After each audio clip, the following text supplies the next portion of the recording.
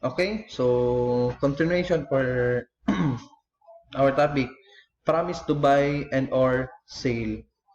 So, promise to buy and or sale. So, sabi dito, what is bilateral promise?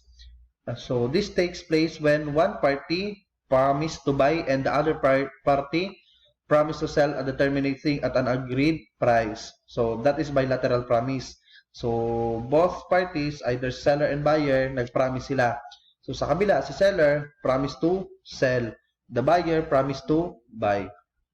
While unilateral promise, the promise to buy or sell a determinate thing at a certain price is made by only one party. So, take note of that. So, in bilateral promise, reciprocally demandable. Ibig sabihin daw, sa bilateral promise class, so, reciprocally demandable. Ibig sabihin, either one of the party may demand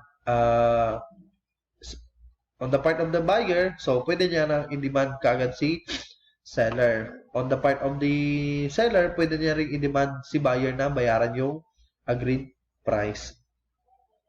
So, but take note class, in a bilateral promise ha, so, what if the object is movable? So, in a bilateral promise, what if the object is movable?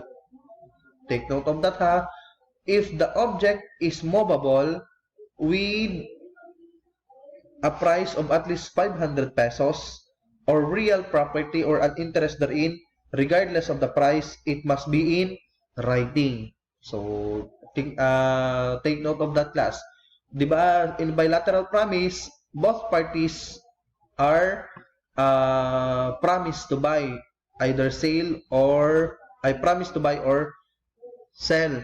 But how about the property involved of the subject or the subject matter involved is movable property with at least 500 pesos ang price. So, dapat it must be in writing. Or di kaya, ang sabi sa statute of frauds, if it is involved real property or any interest therein, regardless of the price, it must be in writing para yung promise is enforceable. Next is, it shall have the following effect. So, ito yung magiging effect. So, in a unilateral promise class ha, so unilateral promise tayo. In a unilateral promise, this will be the effect. Number one, if not accepted by the promise, that will be solicitation. This does not produce any legal effect. Take note class, in a unilateral promise, yung isang party lamang yung nagpa-promise, right? So, the promise to buy or sell determinate thing at a certain price is made by only one parties. So, what if the other party does not accept the promise? Okay lang, hindi siya nagpo-produce ng legal effect. Naintindihan nyo? So, just for example, ako yung seller, kayo yung buyer. Ako, nag-promise ako na ibebenta ko yung laptop sa inyo. Ngayon, hindi nyo tinanggap. Walang problema doon. It's just only a promise or it's just only an offer. So, take note of that. Next, what if accepted by the promisee? So, number one, acceptance without consideration distinct from the price. So, what if nag-promise ako yung nag-promise na magbebenta ng laptop sa inyo.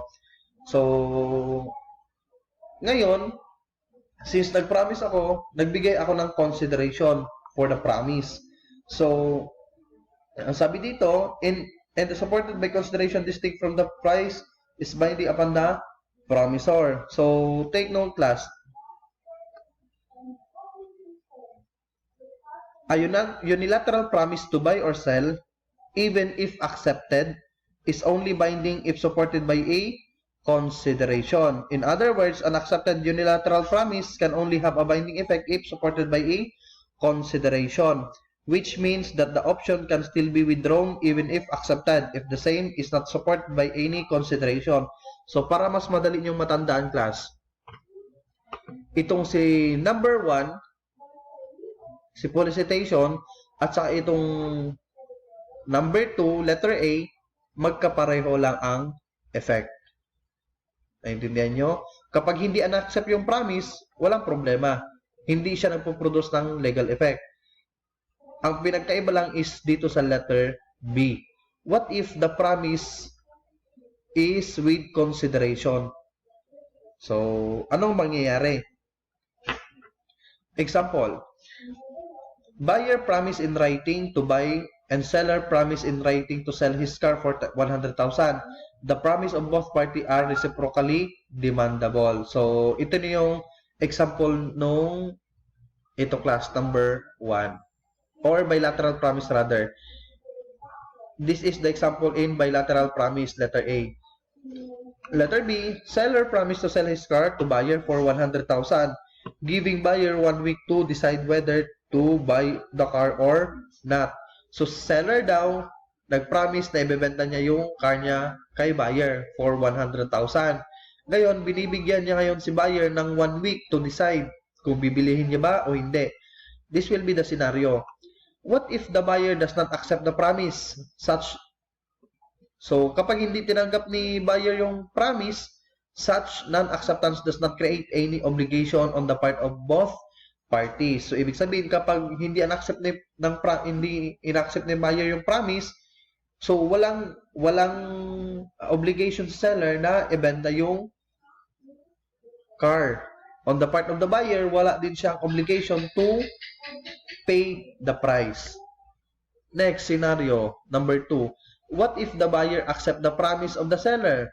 So, kapag in-accept ni buyer yung promise ni seller, the seller will now be bound to the promise. Take note ha, kapag tinanggap ni buyer yung promise ni seller, so si seller ngayon seller are bound to accept the promise.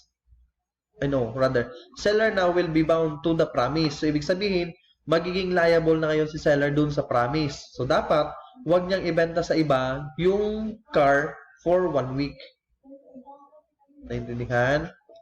Next, scenario number 3. What if the buyer promised to buy the car of seller? So, nag-promise ngayon si buyer na bibilhin niya yung car ni seller with a certain price of 100,000. And the buyer gives the seller a 500,000 as an option money. So, dito na papasok yung option money and option money class. So, ngayon, si buyer, let's say for example, ako yung buyer, kayo yung seller. Okay, I promise to buy your car for 100,000. So, just give me 1 week to produce the 100,000. So, ngayon, kapag nagbigay ako as a buyer, nagbigay ako ng 500 pesos sa inyo, dapat you are bound as a seller to the promise, right? So, dapat huwag niyong ibenta yung you are bound. Ibig sabihin, you are bound to not to sell the car kahit na kanino. So, the seller cannot dispose the property within the period that he gave to the buyer for the exercise of his option. So, dapat wag ibenta ni seller yung car for 1 week because mayroong 500 pesos as an option money. So, ito na yung sinasabi doon sa letter B. Accepted by the promisee, what if the acceptance with consideration distinct from the price? So, buyer may or may not buy the car since he is not obliged to buy but is merely given the option to buy it. But on the part ni buyer class, within 1 week, so pwede niyang bilhin, pwedeng hindi. Naintindihan? So, yung pinag-uusapan dito class is only the option money. It's only the promise to buy. So, what if pagdating ng ika-7th day, sabi ni buyer, hindi ko na lang itutuloy na bilhin yung car. So, siyempre, walang legal effect. There is no legal effect between the parties. Naintindihan? What if sabi ni buyer, okay, sige, bilhin ko. So, doon na magkakaroon yung perfected contract of sale. So, query, how much will the buyer pay if he decides to buy the car? magkano ngayon yung babayaran ni buyer kung nagdesisyon siya na bilhin yung kotse. So this will be, so the answer will be 100,000. So take note class, an option money is hindi yan kasali doon sa original price. Take note of that.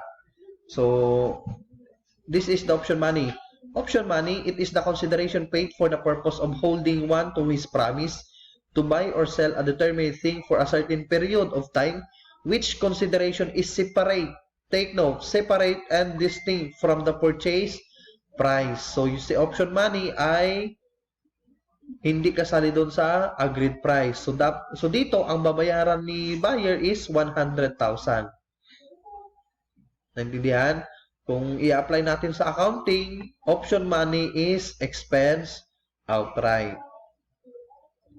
Now, what is earnest money? Earnest money is the money given as part of the purchase price and as proof of the perfection of the contract. So, ito yung tatandaan nyo, class. In an option money, there is no perfected contract of sale. Take note of that, ha? So, earnest money, so this is the distinction between earnest money and option money. Earnest money is part of the purchase price, while the option money is separate and distinct from the purchase price. Next, earnest money is paid upon the perfection of the contract of sale, while option money is paid for the sale that is yet to be perfected. So, ito yung tatandaan nyo. In an earnest money, kapag nagkaroon na ng earnest money, there is a perfected contract of sale. While doon sa option money, walang perfected contract of sale. Ibig sabihin, it's option money, it's just only a step para magkaroon ng perfected contract of sale. So, that's all class for the earnest money and option money. Thank you.